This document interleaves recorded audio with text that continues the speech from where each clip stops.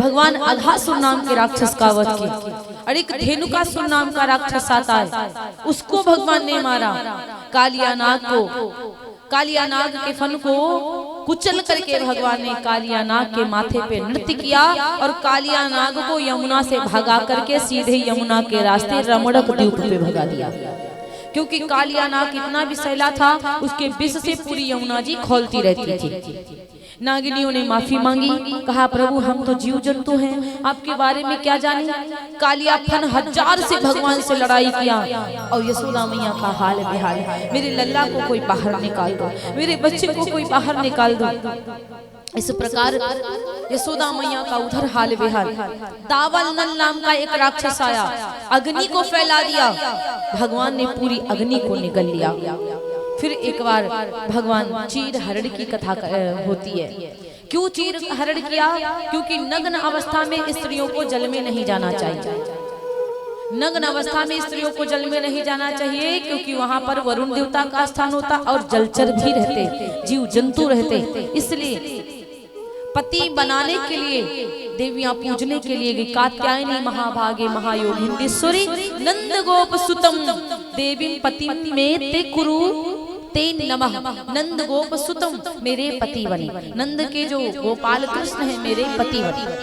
ये श्लोक बोलने से सुंदर पति की प्राप्ति होती है महाराज।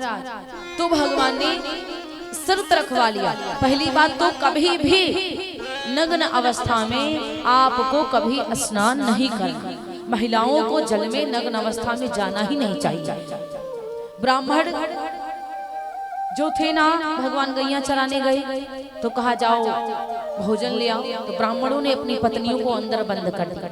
लेकिन भगवान ने ब्राह्मण की पत्नियों पर कृपा करी, जिनको जिनको बंद किया था वो सारी पहले पहुंच गई। भगवान जिनके ऊपर कृपा करते हैं, दुनिया रोके तो रोके लेकिन प्रभु पास बुला ही लेते हैं। फिर एक बार की बात है, भगवान श्री कृष्ण ने अपने बाबा को देखा, मैया को देखा, खटरस व्यंजन 56 प्रकार का भोग बना रहे हैं। तो क्यों 56 प्रकार का भोग बना रहे हैं? यशोदा मैया से कहते, मैया कौन आजूत साह हमारे। हे माता, आज कौन सा उत्साह हमारे है? बाबा से कहा जाओ पूछो जाके कौन उत्साह है। तो बाबा ने कहा सूरपति को पूजत है सारे। सूरपति को पूजत हैं प्यारे, इंद्र की पूजा करते हैं हम सब। क्यों? क्योंकि भाई काहे के लिए इंद्र की पूजा करते हैं? क्यों करते हैं इंद्र की पूजा? तो बाबा जी ने कहा बरसत जल तृण जामत जाते। पानी बरसता है तो घास जमती है, और जब घास जमती है तो चरत धेनु पये प्रगटत ताके। धेनु मतलब गैया चरती है तो दूध प्रकट होता है। इसीलिए आज कृष्ण भगवान ने कहा पिताजी उसका तो काम है पानी बरसाना, उसको काम सौंपा गया है पानी बरसाने का, लेकिन उससे बड़ा भी कोई और है। भगवान नारायण गोवर्धन जिनके ऊपर हम रोज गैया चराने जाते हैं। कर्मणा जायते जंतु कर्मणैव विलीयते, सुखम दुखम भयम क्षेयम कर्मणैवाभि पद्धते। कर्म से व्यक्ति नाश को प्राप्त होता, कर्म से व्यक्ति अच्छा सुख प्राप्त करता है। इसलिए नारायण की पूजा करो, साक्षात नारायण के अवतार श्री कृष्ण, और गोवर्धन तो साक्षात कृष्ण है, साक्षात श्री कृष्ण है महाराज। कहा जाता है गोवर्धन जी महाराज की पूजा करवाने के बड़ा कारण है, क्योंकि रामावतार में जब सेतु का बंधन हो रहा था, बस थोड़ा सा और समय है, बस मैया इधर ध्यान दो, बस 10 मिनट का समय और है, बस ज्यादा समय नहीं लेंगे आप लोग। हम जानते हैं आप लोग बहुत थक गए हो, हम जानते हैं कि आपकी पीठ दर्द होने लगी, हम जानते हैं कि आपके चरण दुखने लगे, हम जानते हैं कि आपका गला दुखने लगा है बोलते बोलते। तो आप बतियाओ मत, क्योंकि बतियाने में गला दुखेगा ना। यदि हमको बतियाने के लिए बुलाया है तो हमसे ही सुन लो। आपस में बातें करोगी तो आपको देख के हम सो जाएंगे, औंघाने लगेंगे। फिर बोले व्यास भगवान की जय। उठाइए सीधे हाथों को जयकारा लगाए, परीक्षित जी अपनी जगह पे आओ। हाँ ये वहाँ पंचायत करते रहते हैं। बोली उमापति महादेव की जय हो, आदि शक्ति जगदम्बा मैया की जय हो, सवरिया सेठ की जय हो, जय जय श्री राधे, जय जय श्री राधे, जय जय श्री राधे श्याम। बोले उमापति महादेव की जय जय। तो महाराज अब कहा जाता है कि अब गोवर्धन जी कौन है?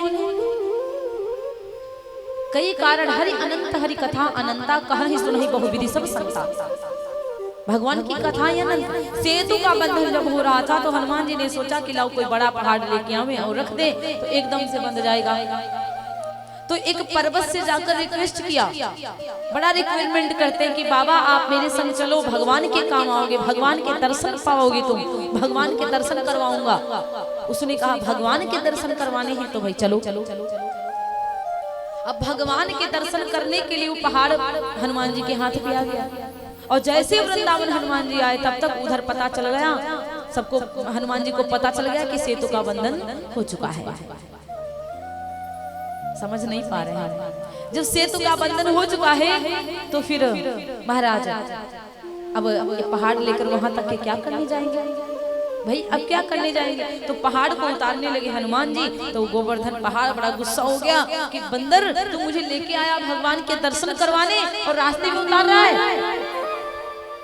या तो मुझे लेके चल या तो तुझे दाब दूंगा। हनुमान जी ने कहा भाई लड़ाई करो मत, टाइम नहीं है, हम भगवान को यहीं ले आकर के मुलाकात करवा देंगे। राम जी गए, भगवान राम से कहा प्रभु, हनुमान जी गए राम जी के पास, रघु जी से कहा प्रभु मैंने आपके एक भक्त से वादा किया है, या तो आप उसको दर्शन दो या तो मैं उसको यहाँ लाऊं। भगवान ने कहा दर्शन वहां जाके दूंगा, लेकिन थोड़ा इंतजार करने दो। त्रेता युग से जब मैं द्वापर युग में कृष्ण बनकर आऊंगा तो रोज गैया चलाऊंगा आकर और उसको अपने नख के ऊपर उठाऊंगा। ये मेरा आशीर्वाद है। एक कारण।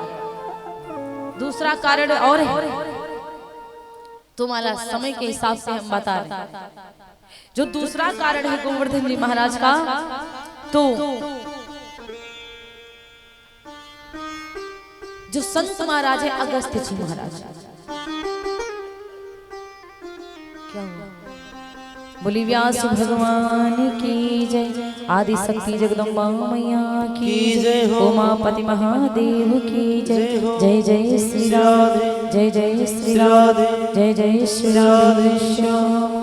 पुलस्त्य मुनि है महाराज, और जो पुलस्त्य मुनि है, पुलस्त्य मुनि द्रोणा, पुलस्त्य मुनि गोवर्धन को लेके आ रहे थे। गोवर्धन बड़ा सुंदर पहाड़ कि भाई इस पे बैठकर मैं तपस्या करूंगा, कोई भी अपने बेटा को नहीं देगा। लेकिन अब गोवर्धन छोटे थे और इनके पिता द्रोण जो थे वो बड़े थे।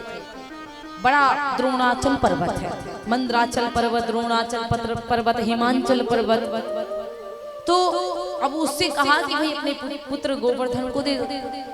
तो गोवर्धन चलने का वादा तो कर दिए, लेकिन उन्होंने कहा मैं चल तो दूंगा, लेकिन अगर रास्ते में उतार दिया तो मैं उठूंगा नहीं। पुलस्त्य ऋषि लेके आए और रास्ते में वृंदावन तक पहुंचे और वहां रख दिया पहाड़। अब देखा ना, पहला कारण भी वही था और वही कारण। वृंदावन पहुंचे, गोवर्धन पहाड़ को वृंदावन में रख दिया। इनको लघु शंका की संदेह हुआ, लघु शंका करने गए। तब तक वो द्रोणा जो पर्वत था गोवर्धन बहुत अपना वजन बढ़ाया। पुलस्त्य ऋषि उठाने की कोशिश करते लेकिन पहाड़ नहीं उठा। पुलस्त्य ऋषि ने श्राप दे दिया, तुम बड़े अहंकारी हो, बड़े दुष्ट हो, तुमने मुझे धोखा दिया है, मैं श्राप देता हूँ तुम तिल तिल जमीन में समाते चले जाओगे। और सच है बात, पर्वत गोवर्धन पर्वत तिल तिल पृथ्वी में समाहित होता है, रोज तिल तिल। और जिस दिन ये पर्वत समाप्त हो जाएगा उस दिन पृथ्वी का नाश हो जाएगा, विनाश हो जाएगा। ये पृथ्वी एक बार नहीं, युगों युगों बीत जाएंगे महाराज। ये पृथ्वी जाएगी, फिर रची जाएगी, फिर खत्म होगी, फिर रची जाएगी, फिर समाप्त होगी, फिर रची जाएगी। अब लास्ट युग चल रहा है कलयुग, और कलयुग की उम्र 4,32,000 वर्ष है। लगभग 5-5,500 वर्ष व्यतीत हुआ है।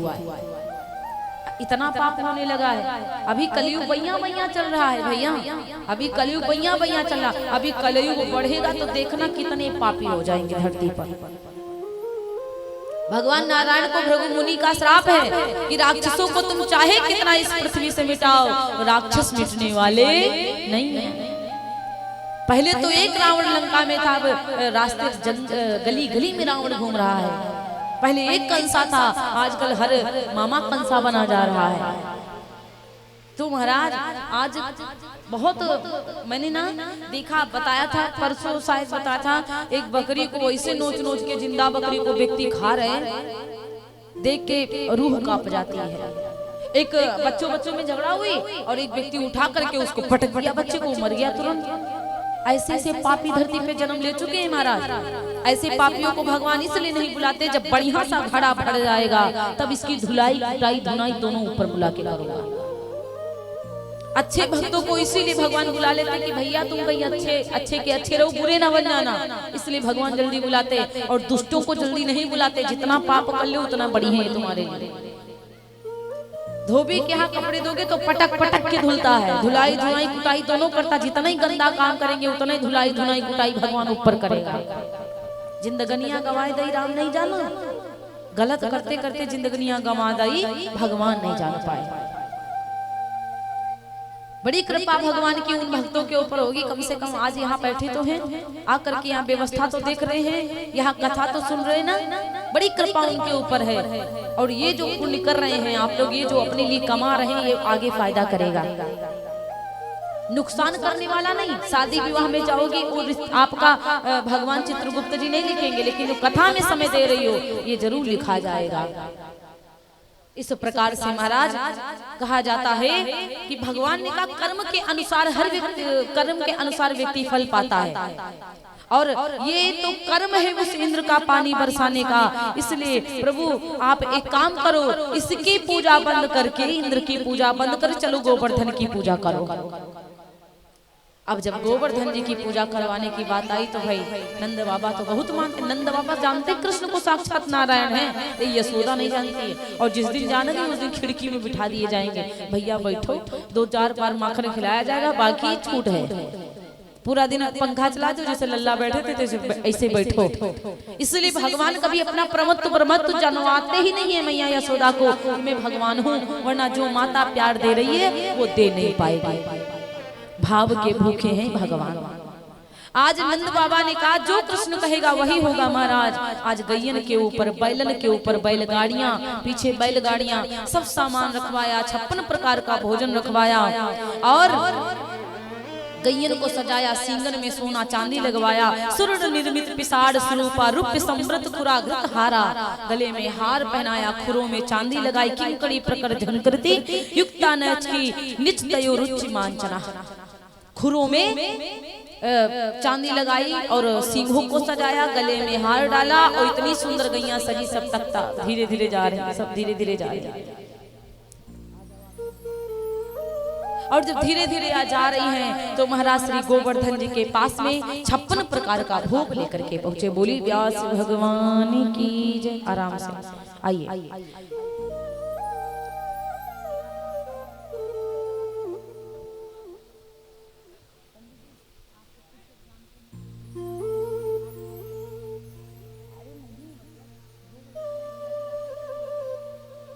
बोली व्यास भगवान की जय, उमापति महादेव की जय। तो महाराज आज श्री गोवर्धन जी महाराज जी का पूजन प्रारंभ होता है। 56 प्रकार के जो माताएं भोग